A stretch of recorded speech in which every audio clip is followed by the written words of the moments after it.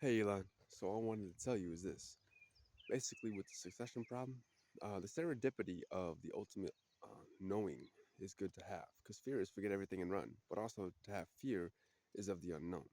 For when you have the unknown not to have of, then in itself of its essence is confidence, trust, love, inner and overstanding.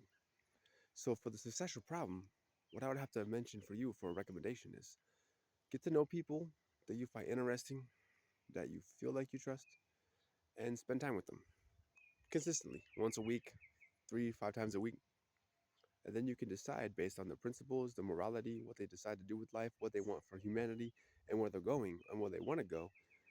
You can use your delegation and discernment, or vice versa, based on your incredible accolades that you have created and your openness to help humanity. And then you can decide whether A, they are good for humanity, or B, if they are not.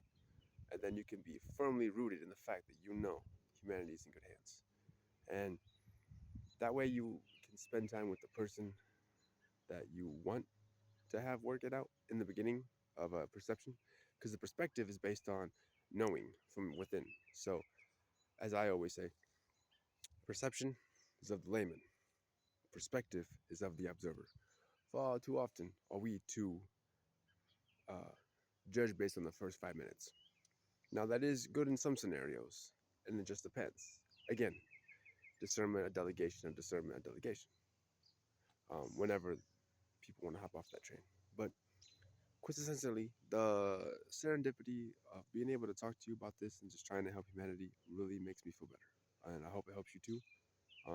This is on the Twitter. Take care.